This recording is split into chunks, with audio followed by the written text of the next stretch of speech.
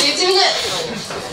Donc le prochain, on le connaît comme humoriste, mais pas encore comme politicien. Donc bienvenue au Parti québécois à Guy Nantel.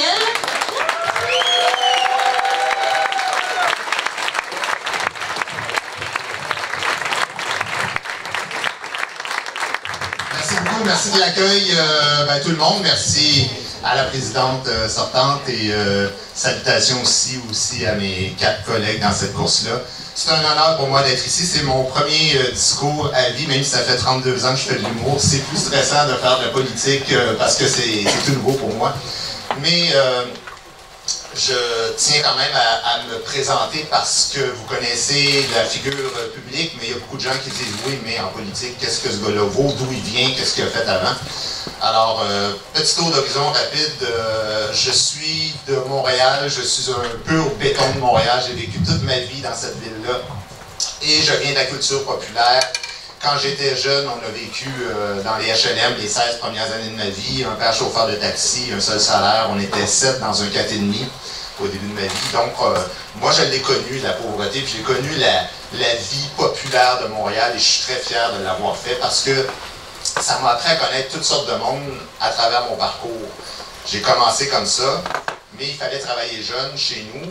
Donc, ensuite de ça, je suis allé au Cégep Saint-Laurent en sciences humaines. Après ça, à l'UQAM en enseignement au primaire, que je n'ai pas terminé parce que l'école de l'humour a ouvert cette même année-là. Et c'est la voie que j'ai choisie qui m'a amené vers le bonheur que je connais aujourd'hui, d'avoir fait tant de chemin.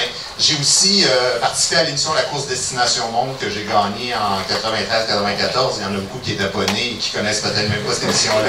Mais on faisait le tour du monde et on faisait des reportages, c'était une compétition. Donc ensuite, je suis allé à l'Office national du film, donc j'ai été documentariste. Ce qui m'a permis de quand même faire le tour du monde 2-3 fois, une 60aine de pays dans ma vie. À travers tout ça, j'ai fait du bénévolat aux soins palliatifs, j'ai négocié la première convention collective de l'Union des artistes pour les artistes de variété. Bref, je vous raconte tout ça parce que ça m'amène à la question que beaucoup de gens me posent, c'est est-ce que tu peux être un bon chef politique? Qu'est-ce qu'un bon leader politique? Hein? En fait, c'est la question que tout le monde se pose, puis j'y ai réfléchi moi-même avant de me lancer dans cette course-là. Je ne vous cacherai pas que quand je vois quelqu'un comme Sylvain Gaudreault qui a presque 15 ans d'expérience, c'est une richesse pour le parti, puis c'est une richesse pour lui personnellement dans cette course-là. Je ne ferai pas semblant que j'ai cette expérience-là et je souhaiterais l'avoir et je ne l'ai pas. Mais par contre, l'expérience, c'est pas tout non plus, c'est une grande force, mais les gens qui ont de l'expérience connaissent aussi des histoires à l'intérieur du parti qui sont positives souvent, qui sont négatives parfois. Donc, quand on veut réunir ce parti-là qui a connu quand même ses divisions, ça peut aussi être un avantage. Puis de toute façon, l'expérience dans n'importe quoi, pas seulement qu'en politique, c'est pas nécessairement toujours une force. Sinon, ce serait une recette facile et il suffirait d'avoir de l'expérience en politique pour rendre service à la population québécoise. Et pour vous, j'ai juste 2 mots, Jean Charest. Et ça n'a pas nécessairement porté fruit pour le Québec. Bref, pour être un bon leader politique, je pense que d'abord et avant tout, il faut avoir du cœur, il faut avoir de l'éthique. Il faut aussi évidemment avoir une tête sur ses épaules, mais certainement vouloir faire en sorte, dans le cadre de la chefferie du Parti québécois, que ce parti-là, enfin, revienne à l'avant-plan avec toutes les lettres de noblesse qu'il aurait toujours dû avoir, parce que c'est un parti, et c'est le seul parti qui prend à bras-le-corps le projet de faire un pays du Québec. Et je suis très, très fier de pouvoir être candidat à cette course-là. Merci beaucoup de me permettre ça. Qu'est-ce qui me motive à faire ça? Ben, c'est pas tellement compliqué. On est à la croisée des chemins, tant qu'à moi, parce que culturellement, il se passe des grandes choses. Il y a une montée du nationalisme, on l'a vu avec la CAQ, on a vu le Bloc québécois aussi, qui a énormément eu de succès dans les dernières élections. Mais il se passe aussi quelque chose qui est un peu contradictoire, c'est que l'anglais prend de plus en plus de place. Selon Statistique Canada, dans 15 ans, à partir d'ici, dans 15 ans, 69% des citoyens du Québec vont être des francophones. En l'espace d'une génération et demie, à peu près, on sera passé de 83-84% à 69%. Et d'ici la fin du siècle, on peut imaginer facilement que pour la première fois depuis 450 ans, ce territoire-là va être occupé de façon minoritaire par des francophones. Et la seule façon de régler ça, ça fait des années que je le dis, dans mes spectacles et dans des entrevues sérieuses, la seule et unique façon, c'est d'en faire un pays du Québec. Un pays unilingue français qui va protéger évidemment les droits des francophones, mais aussi les droits des anglophones, les droits des immigrants. Je vous dis ça parce que je ne veux pas que les gens pensent que ce parti-là, ou en tout cas pas avec moi comme dirigeant, ce ne sera certainement pas ni les anglophones ni les immigrants qui vont faire les frais du fait que les francophones vont être fiers d'avoir un pays. Ce qui m'amène à parler d'une controverse qu'il y a eu par rapport à mon livre, et vous avez certainement entendu parler de cette histoire de drapeau-là et des droits des anglophones. Et je vous raconte ça parce que c'est important, parce que j'ai reçu à la lumière de cette expérience-là beaucoup de gens qui disaient « Ah, c'est dégueulasse de vouloir rendre service aux anglophones en protégeant leurs droits. » Les anglophones, ils ont le droit d'être servis en anglais en ce moment là, à l'intérieur du Canada. Puis tout ce que je disais, c'était que si on veut vraiment faire un pays un jour, il va falloir arrêter de toujours avoir la logique de « tout le monde n'est contre nous autres ». Il va falloir faire en sorte, un peu comme l'Écosse a fait en sorte d'aller chercher environ l'adhésion de 35 à 40% des immigrants dans leur projet de souveraineté. Et moi, quand il est sorti cette histoire-là, moi, j'ai jamais dit qu'il fallait changer le drapeau du Québec en passant. C'est dans un livre que j'ai publié il y a 3 ans. Tout ce que je disais, c'était que quand un pays change de régime, par exemple, quand la France est passée de la royauté à la République, le peuple a changé le drapeau. Et tout ce que je disais, c'est que si quelque chose comme ça arrive, même au Québec, on est passé de l'époque des Patriotes, drapeau des Patriotes avec Carillon, puis on a peut-être eu 4 ou 5 drapeaux depuis environ 150, 175 ans. Si le peuple décidait de changer, tout ce que je disais, c'est qu'il faudrait réclamer aussi des anglophones, des immigrants, des autochtones, une adhésion à ce projet-là. Parce que moi, j'ai 2 objectifs. C'est de faire un pays, mais aussi un pays où on vit bien, où on vit en paix. Et là, je recevais des gens qui m'envoyaient des photos de musulmans, qui me disaient, qui m'écrivaient « Ah, ça, c'est pas des Québécois, tout ça. » Ben moi, je vous dis, si votre objectif, si votre définition d'un Québécois, c'est un blanc francophone de descendance catholique et que les autres n'en sont pas, moi, je ne serai pas votre chef. Votez pas pour moi, ça ne m'intéresse pas d'avoir ce parti-là. Pour moi, ce parti-là, il va être, oui, bilingue français dans les institutions, mais on va continuer de protéger les droits de tout le monde, puis on va vivre ensemble et en paix tout le monde.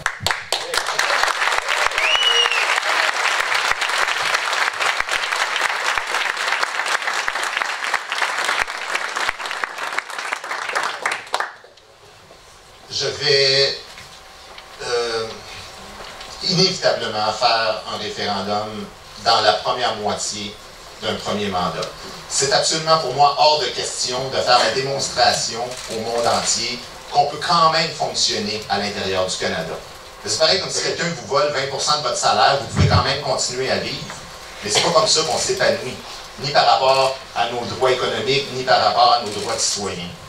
Le Québec a le droit d'exister comme nation, et ce que je vais faire dans ces 2 premières années-là, ben, il y aura d'abord toute une structure constitutionnelle, il y aura une recherche de reconnaissance internationale en amont, mais il y a aussi une phase où on va devoir faire de la vulgarisation, de l'enseignement, de la pédagogie, pour que les gens comprennent que si le Québec devient un pays, on va avoir beaucoup plus d'argent aussi. Économiquement, ça va être payant, parce qu'on va arrêter de payer en double la cinquantaine de ministères et la cinquantaine d'agences gouvernementales qu'on paye sans arrêt. On va arrêter de payer pour développer du pétrole en Alberta ou l'industrie automobile en Ontario ou toutes sortes de trucs comme l'hydroélectricité à Terre-Neuve qui fait concurrence sur le marché américain à Hydro-Québec. C'est absolument odieux qu'on paye toujours pour tout ça et qu'on ne reçoive jamais la juste part de ce qu'on vaut vraiment. Et avec ça, on va pouvoir enfin avoir un système qui fonctionne mieux. Et moi, ce que je vous dis, parce que j'avais dit à mon équipe que j'allais pas rien annoncer avant le 18 mars, parce qu'on lance le 18 mars, mais certainement qu'il y aura la scolarité payée gratuite, là, complètement, de la maternelle jusqu'à l'université au baccalauréat.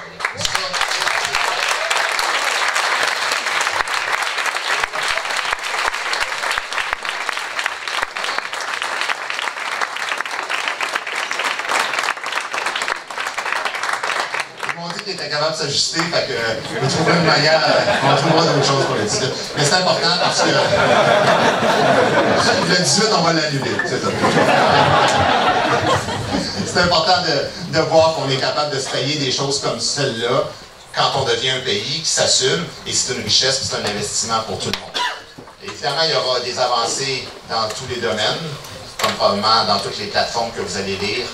Il y en aura en santé, il y en aura en économie, en fiscalité, et probablement la partie dont je suis le plus fier et dont je ne vous parlerai pas aujourd'hui, mais dans quelques jours, c'est sur l'environnement, où je propose une réelle réforme révolutionnaire de l'environnement, et je pense que la jeunesse, vous allez certainement être la génération qui allait le plus en profiter, parce que notre gang, puis les plus vieux, on en a profité, puis on en a peut-être un petit peu abusé. Alors voilà, c'est un référendum dans la première moitié d'un premier mandat que je propose pour faire un pays unilingue francophone le plus rapidement possible. Le Québec, votre Québec à tous. Merci beaucoup.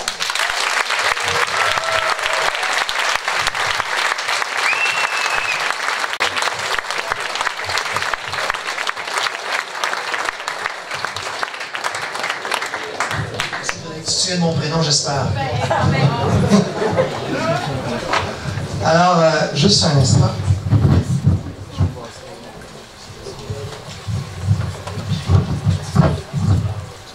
J'enlève ma montre pour regarder le temps. Mademoiselle, je ne sais pas comment vous appelez, celle qui sur le temps. Alors voilà, c'est parti. Alors, je vais quand même sortir mes notes de discours, vous me permettez, parce que sinon, ça va aller un peu moins bien. Alors, je vais commencer par, si vous me permettez, est-ce qu'on m'entend bien? Oui, merci. Alors, revenir sur une sortie que j'ai faite jeudi dernier. Alors, en 2019, comme vous le savez, lors de l'élection fédérale, M. Trudeau s'est excusé parce qu'il s'était déguisé en sultan et s'était maquillé le visage dans une soirée mille et une nuits en 2001, bien des années avant qu'il fasse de la politique. Alors, il s'est excusé à profusion. Alors, ce que j'ai rappelé, on est rendu en 2020, c'est que M. Trudeau, en 2013, on parle de laïcité en ce moment avec la loi 21 qui est contestée devant les tribunaux, je vais en reparler. M. Trudeau, en 2013, à l'époque du gouvernement Marois, avait comparé le débat sur la laïcité au Québec à la ségrégation raciale américaine. Alors, je voudrais rappeler une chose que j'ai déjà dite et que je répète, c'est que entre 1877 et 1950, la ségrégation raciale américaine a notamment mené à 4075 lynchages. Et c'est à cela que M. Trudeau a comparé le débat sur la laïcité au Québec. Alors, la ségrégation raciale américaine, je pèse mes mots, c'est diabolique, c'est l'incarnation même du mal. Alors, je demande à M. Trudeau de présenter les excuses. C'est l'honneur du Québec qui est en jeu dans cette affaire-là. Et je demande aux autres candidats de se joindre à moi. Et d'ailleurs, Laurent Vézina s'est déjà joint à moi, je le remercie, d'exiger avec moi que M. Trudeau présente des excuses. C'est une question importante. On doit faire cette bataille. C'est encore une fois l'honneur du Québec. Et donc, jusqu'à ce que M. Trudeau s'excuse, je vais continuer à porter ce combat. Il me semble que, comme parti, nous devons parler d'une seule voix dans des questions comme celle-là.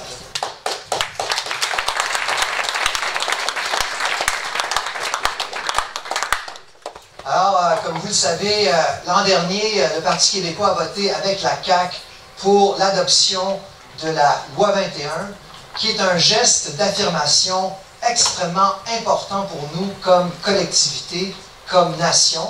À mon sens, c'est aussi important que jadis l'a été l'adoption de la loi 101.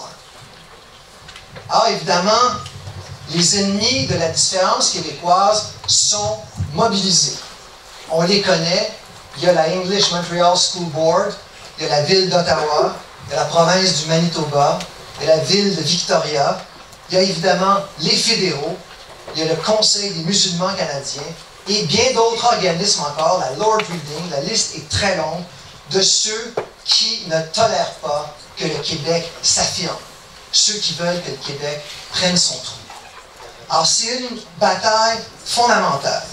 Et ces gens-là se tournent vers les tribunaux fédéraux, se servent d'une charte que nous avons refusé de signer pour tenter d'invalider une loi adoptée démocratiquement par notre Assemblée nationale. Et ils vont, comme ils l'ont fait jadis pour la loi 101, ils vont prendre tous les moyens pour piétiner la loi 21.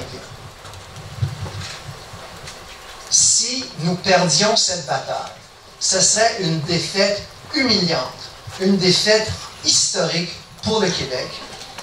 Et le moral collectif serait brisé. Le ressort de notre nation serait vraiment brisé. Alors évidemment, la meilleure solution, c'est l'indépendance. Alors moi, ma première campagne électorale, ça a été en 1976. Je me souviens des 2 référendums. J'ai grandi dans une famille indépendantiste. Je demeure indépendantiste et je demeurerai indépendantiste. Mais ce que je constate, si promettre des référendums était garant de succès électoral, ben mon Dieu, le PQ, on serait au pouvoir depuis 30 ans de façon ininterrompue.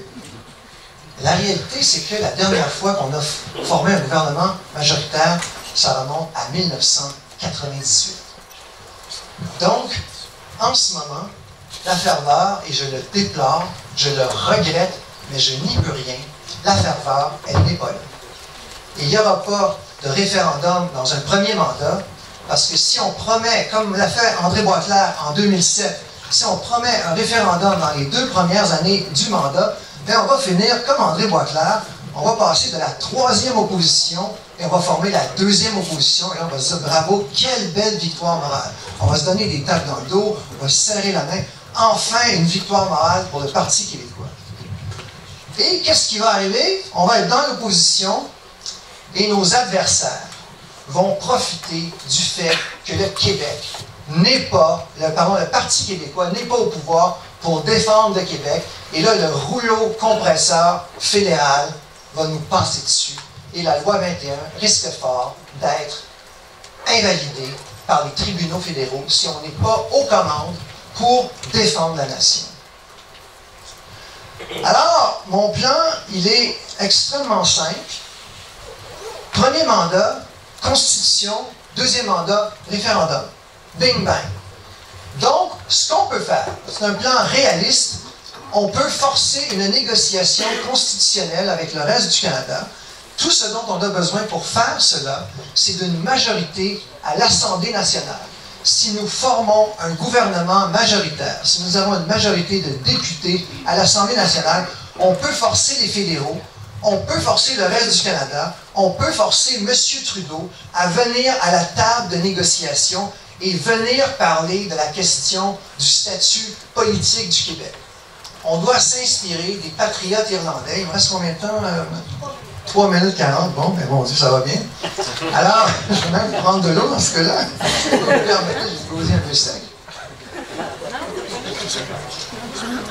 On doit s'inspirer des patriotes irlandais. Chaque gain est bon à prendre. Alors, au début du 19e siècle, les patriotes irlandais ont eu la possibilité d'avoir le droit de vote pour les catholiques. Ah, ils n'ont pas dit, ben non, on ne veut pas l'égalité dans le Royaume-Uni, on veut l'indépendance de l'Irlande. Alors, ils ont vu qu'il y avait une possibilité, ils ont fait la bataille, les catholiques ont gagné le droit de vote, et ils ont voté pour le bloc irlandais à Westminster. Et l'Irlande, comme vous le savez, après de longues luttes, est devenue un pays complètement indépendant. Alors, moi, c'est le plan que je propose, c'est un plan réaliste, c'est un plan réalisable.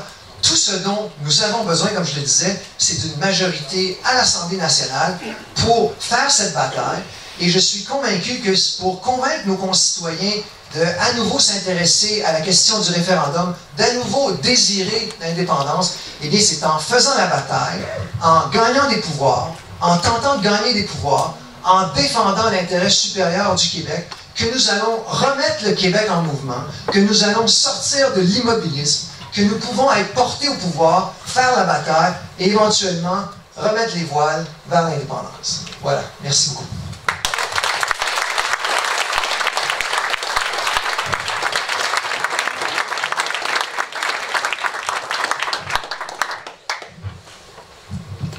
C'est maintenant au tour de Sylvain Gaudreault, donc député du Parti québécois, vous le connaissez, qui est notre porte-parole en matière d'environnement, notamment en ce moment. Donc, Sylvain, bienvenue.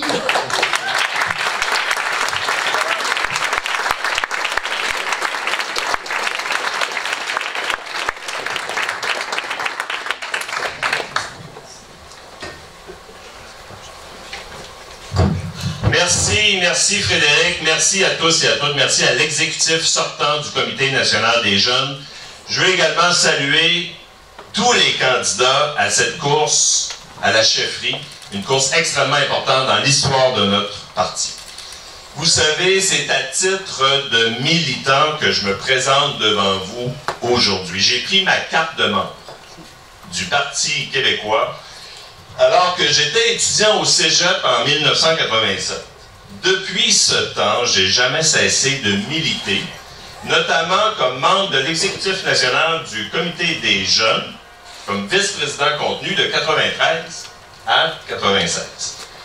Ma fonction de député, je la vois comme un prolongement de ma vie de militant. D'ailleurs, on a travaillé fort, ensemble, depuis le 1er octobre 2018. Avec vous, j'y étais. J'ai contribué à la rédaction de la déclaration de principe. J'ai contribué à la révision des statuts. J'ai participé au congrès extraordinaire. On a fait avancer ensemble des idées. Ensemble, on a créé des alliances. On a fait des stratégies. Et on a gagné. Ensemble, on a inscrit la lutte contre la crise climatique comme une valeur du Parti québécois. J'ai lu votre cahier de propositions. Depuis ce matin, je suis ici et j'écoute, je suis vos travaux. Je veux vous féliciter pour les idées que vous avez avancées dans ce congrès. Je pense entre autres aux enjeux sur le processus d'accession à l'indépendance. Je pense entre autres aux questions sur la crise climatique. Je pense entre autres également à ces propositions que vous allez discuter sur la dépolitisation des seuils d'immigration. Vous faites la démonstration que vous êtes capable de livrer. Les jeunes du Parti québécois produisent du travail de qualité. Les jeunes du Parti québécois veulent faire avancer le Québec vers plus de liberté. Les jeunes du Parti québécois sont là pour gagner.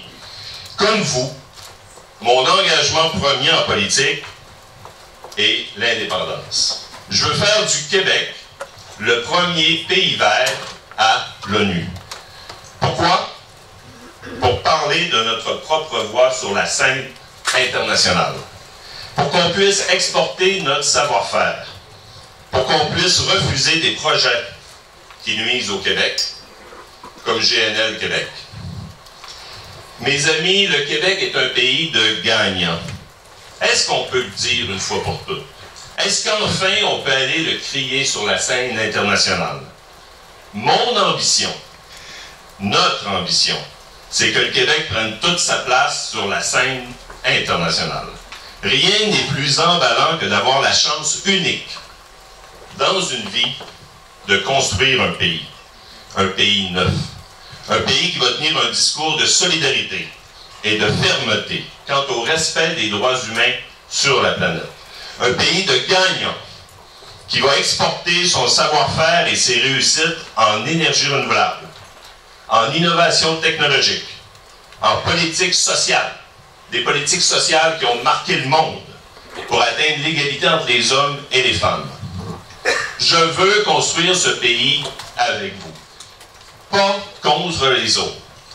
Pas de manière défensive, mais de manière positive et constructive. J'ai la profonde conviction que plus les Québécois gagneront des espaces de liberté, plus ils prendront le goût à la liberté totale. Une petite gorgée. C'est pourquoi je propose de passer à l'action dès le lendemain de mon élection comme chef. Nous sommes conscients d'où nous partons. On est conscients d'où nous sommes. Notre place à l'Assemblée nationale. Notre place dans l'opinion publique. Il y a beaucoup de travail qui nous attend. Mais je suis prêt à le faire et je m'engage devant vous pour le long terme. Je connais ce parti. Je sais ce qu'il exige comme constance, comme dévouement, comme présence partout sur le territoire québécois. Première étape, nous allons pousser le gouvernement Legault dans ses derniers retranchements nationalistes. Il faut le démasquer. Il faut remettre à l'avant-scène la question nationale. Nous réclamerons formellement de rouvrir la Constitution pour accorder tous les pouvoirs au Québec en matière d'environnement. Si le gouvernement Legault refuse, ben ça va être une preuve hors de tout doute que son nationalisme n'est que de façade. Si le gouvernement Legault accepte, mais que Justin Trudeau refuse, ça va être une démonstration formelle et éloquente du cul-de-sac fédéral face aux générations actuelles. Si tout le monde accepte, ben le Québec aura avancé vers plus de liberté et nous continuerons en ce sens. Mais dans tous les cas, le Parti québécois aura gagné. Dans tous les cas, nous ferons la démonstration aux citoyens que le Parti québécois est un défenseur inconditionnel du Québec. Nous ferons la démonstration que le Parti québécois a remis le Québec en marche vers sa liberté totale. J'en suis convaincu. Nous donnerons ainsi le goût aux Québécois de nous suivre dans ce grand projet de faire du Québec un pays. C'est ce qui nous conduira au gouvernement et c'est ce qui nous conduira à organiser un référendum gagnant. Deuxième étape. Nous allons être présents partout sur le terrain. Je veux agir de façon chirurgicale et déterminée. Mon objectif, c'est que le Parti québécois devienne le premier choix chez les 18-35 ans en 2022. Vous m'avez bien compris. Il y a du travail qui nous attend. Dès septembre 2020, je vais faire une tournée des cégeps et des universités. Mais je veux aussi aller dans les milieux de travail, dans les usines, dans les entreprises du secteur numérique, des jeux vidéo par exemple. On va aller partout là où les jeunes se trouvent. Écoutez-moi bien. Le CNJ sera au cœur de cette mobilisation sans précédent. Je vais attendre de vous que vous soyez avec moi. On va aller ensemble dans les milieux de travail, dans les cégeps, dans les universités, dans les centres de formation professionnelle. Quand nous aurons terminé cette tournée, ben on va recommencer. On va faire émerger les préoccupations des jeunes jusqu'à l'Assemblée nationale. Nous les écouterons. Et nous les écouterons encore. Et on va faire avancer leurs préoccupations. Lutter contre la crise climatique, ça exige de poser des gestes forts, des gestes courageux, des gestes concrets. Notre responsabilité à cet égard, c'est d'être cohérent et crédible. On a fait un grand bout de chemin comme parti politique. Mais il faut en faire plus. Il faut être exemplaire. Vous m'avez vu aller. Je n'ai pas hésité à prendre position fermement contre GNL Québec. Nous devons adopter une loi sur le respect des obligations climatiques du Québec, comme celle que j'ai déposée à l'Assemblée nationale. Nous devons préparer une transition juste pour nos travailleurs qui sont touchés par la transition écologique, comme par exemple dans le secteur du camionnage, de la construction, de la pétrochimie, de l'industrie forestière. Mes amis, on a beaucoup de travail devant nous. J'en aurais encore long à vous dire, mais la course ne fait que commencer. Avec mon équipe, au cours des prochaines semaines, je vais travailler sans relâche. Je vais faire le tour du Québec. Mais je vous invite aussi à venir me rencontrer et on va jaser. Mes amis, ensemble, nous gagnerons. Ensemble, nous ferons du Québec un pays. Merci.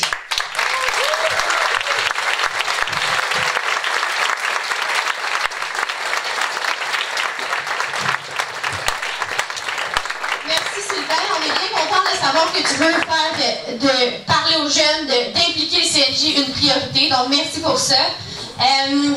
Maintenant, donc, avant d'annoncer le prochain candidat, je veux juste vous dire que après la dernière allocution, on révélera le résultat du vote de confiance de Alec. Donc, ne quittez pas trop vite.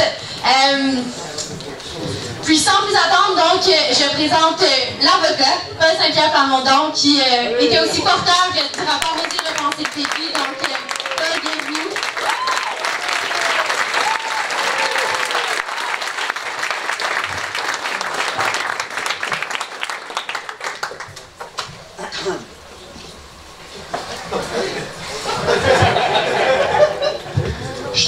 pouvoir... je suis fébrile également. Vous me connaissez de 2016 parce que j'étais le candidat qui sortait de nulle part, qui avait vendu 4900 cartes de membres alors qu'on disait qu'il ne participerait même pas à la course. Vous m'avez connu à travers Oser repenser le PQ qui était essentiellement centré sur la place des jeunes dans le Parti québécois. Puis s'il y en a un qui est allé souvent à la défense de la place des jeunes pour le renouvellement de ce mouvement-là, c'est moi. J'étais conseiller spécial du chef. Notamment, vous m'avez vu durant les élections de 2018, j'étais sur tous les plateaux de télévision, LCN, RDI. Et il y a une chose qui m'est apparue très durement dans ce parcours-là, c'est qu'on me répétait toujours que le Parti québécois était mort, que c'était la fin du Parti québécois, et ça revenait en boucle constamment. Et je vous dis aujourd'hui, parce que je ne pensais pas être candidat à la direction du Parti québécois en 2020, en fait, après la défaite électorale, que j'ai pris très durement, pour être honnête, après la défaite électorale, je me suis trouvé un boulot. Comme avocat, on s'est acheté une maison, ma femme et moi, puis pour nous, la politique, la prochaine question, c'était 2022, est-ce qu'on se présente ou pas? Et ce sont les militants qui sont venus me chercher, et beaucoup des gens qui ont participé à Oser repenser le PQ, qui aujourd'hui sont dans les instances du parti, qui aujourd'hui ont travaillé à ce qu'on a fait à Trois-Rivières, qui est fondamental. Et moi, le sens de ma candidature, c'est d'incarner Trois-Rivières. Une approche positive et affirmée vis-à-vis de l'indépendance. Et là-dessus, je vous répète que mon slogan, c'est « oui ». Et j'étais le premier à proposer un référendum dans un premier mandat. Et lorsque j'ai dit ça, certains commentateurs m'ont ridiculisé. Il y a même des candidats à la direction du Parti québécois qui ont ridiculisé mon idée. Mais mon idée de fond, avec tout le parcours que j'ai fait, c'est que je ne veux plus que le Parti québécois incarne le passé. La question de l'urne de cette course-là, c'est qui incarne l'avenir, qui sera capable de parler d'indépendance autant à des gens qui ont voté Québec solidaire qu'à des gens qui ont voté CAQ, qui va être capable d'en parler de manière affirmée, de manière très fière. Et le slogan qu'on a choisi, « oui », n'est pas anodin en ce sens-là. C'est une façon de dire, être à 18%, c'est pas viable pour le Parti québécois, mais c'est peut-être aussi une opportunité incroyable. S'assumer. Être fier du bagage qu'on a. Moi, je suis fier du référendum de 80 et je ne l'ai pas connu, mais j'ai connu 95, j'avais 18 ans. Et je suis fier des accomplissements. C'est pas quelque chose de négatif, les référendums. En fait, pour moi, le référendum de 95, c'est le moment le plus exaltant de politique que j'ai jamais vécu de ma vie. Et je veux qu'on vive ce moment-là ensemble, et pour ça, il faut incarner l'avenir. Puis une chose avant d'aller dans l'idée du slogan « oui », je veux vous dire que je vais incarner l'avenir, je vais incarner le rassemblement, mais je le fais en toute connaissance de cause. Pendant les 4 ans que j'ai investi dans le Parti québécois, ma femme et moi, on a fait beaucoup de réflexions sur le sens de cet engagement-là, l'avenir du Parti québécois, mais aussi le sens de notre engagement. Donc, quand on embarque à la direction du Parti québécois, ma femme et moi, c'est pour rester pour 10-15 ans et on comprend dans quoi on s'embarque. Et on est prêt à payer le prix parce que la cause en vaut la peine. Et pour moi, c'est important de dire ça parce que le Parti québécois a besoin de stabilité. Première chose, incarner l'avenir. Deuxième chose, incarner une stabilité qui est nécessaire. On ne peut pas organiser une course à la direction du Parti québécois à chaque 3 ans. On a besoin d'être constant et on a besoin d'une locomotive sur laquelle on revient, et pas sur d'un point de vue électoraliste. Je ne peux pas vous dire en quelle année il va avoir lieu le 3e référendum, mais je peux vous dire qu'il va avoir lieu, j'en suis convaincu. Et cette journée-là, on sera toute une 4e génération, ça c'est vous, au combat avec les 3 générations précédentes qui, elles, ont vécu 80 et 95. Donc, dans cette perspective-là, la stabilité est un critère important. On sait dans quoi on s'embarque, et on a cette cause-là à cœur, et on l'assume en équipe en disant, notre slogan, c'est « oui ». Oui, on est capable. Oui, on est capable de rebâtir le Parti québécois, remonter dans les sondages sur la base de notre idée qui est la plus forte, celle qui a mobilisé des Québécois de génération en génération, celle de l'indépendance du Québec, d'un destin inachevé et d'une injustice qu'on tolère encore aujourd'hui. La vraie raison pourquoi je suis indépendantiste, c'est simplement que je ne veux pas donner à ma fille et à mon fils le mépris que le Canada donne au Québec depuis des siècles. Je ne veux pas donner à mes enfants le déclin de la langue française, le déclin de notre estime de nous-mêmes. C'est aussi simple que ça. Donc, rendu là, moi, la date du référendum, là, je le promets dans un premier mandat, et je ne sais pas si on va gagner 2022, 2026, mais je sais que quand on va le gagner, on va être là pour les bonnes raisons, puis on va achever un destin qui demeure inachevé dans l'histoire du Québec. Pour ça, ça prend une équipe solide, puis des gens qui sont là pour rester. Et je vous invite à regarder ma campagne depuis le début. C'est une campagne d'idées à tous les jours. Regardez la qualité de l'équipe qui est autour de moi. C'est pas grâce à moi, en fait, c'est grâce au Parti québécois. Le Parti québécois aurait pu, en fait, ne pas m'accepter en 2016.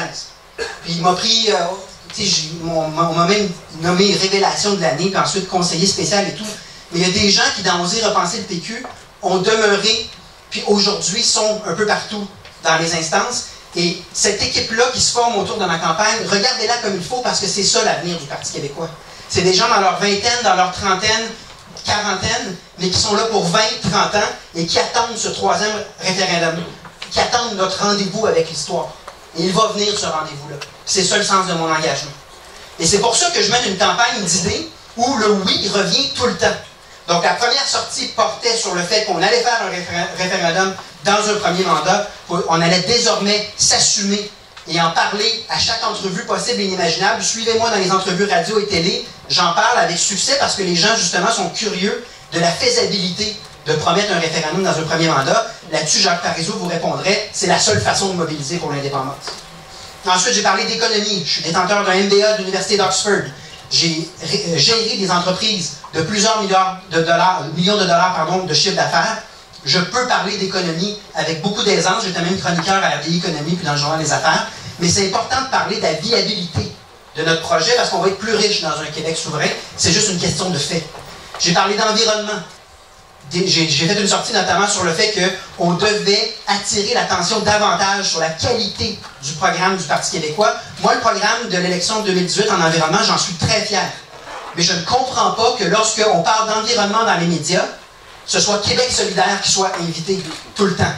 Moi, je n'accepte pas ça. Désormais, le Parti québécois va occuper l'espace en matière d'environnement de manière innovateur, mais aussi en amenant des propositions qui font parler. Mais l'important, c'est qu'on soit une voix forte et entendue en matière d'environnement. Vous m'avez entendu parler de langue française beaucoup. Donc, j'ai rapidement proposé des mesures fortes en matière de langue française.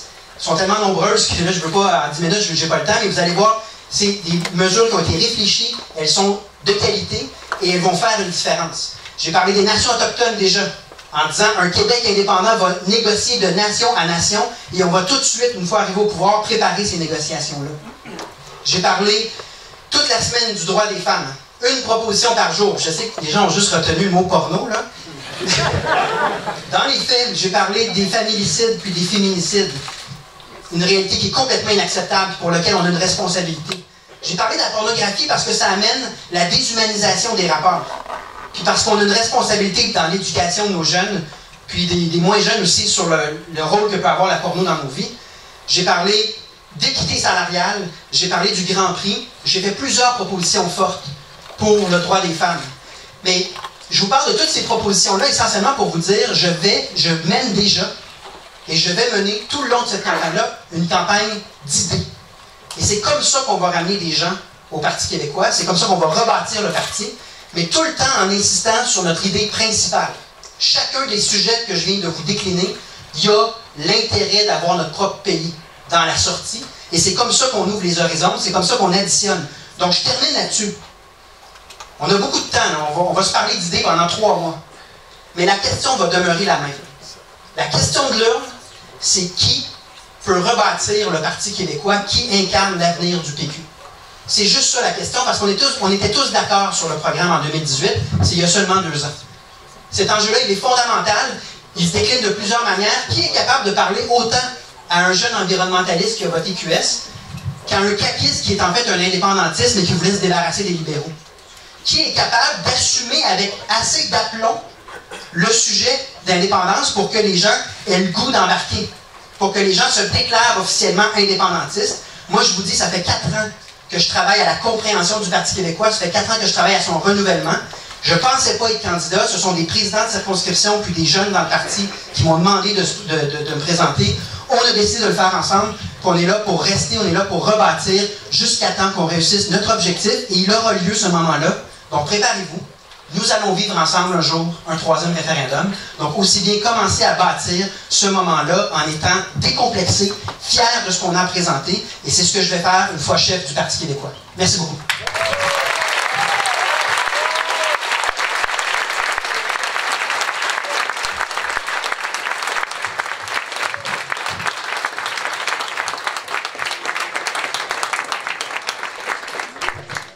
salutations à tous nos aspirants-chefs. On a eu une nouvelle. En fait, il y a un avis d'intention qui a été envoyé à la permanence pour une candidate. Elle n'est pas là aujourd'hui parce qu'elle n'a pas encore pris son bulletin, mais nous a avisé de son intention donc, de se présenter. Elle s'appelle Gloriane Blais. Elle est avocate. Elle était là ce matin, en fait, donc peut-être que certains d'entre vous l'ont vue. Mais je pense que ça ferait pas tard à la course à la chefferie d'avoir une femme.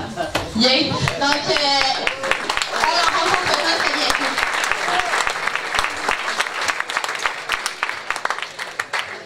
Donc, sans plus attendre, on va mettre les roulements de tambour. Je vais demander à Jerry Beaudoin, président d'élection, de venir nous annoncer les résultats. Puis allons-y pour un roulement de tambour, pourquoi pas.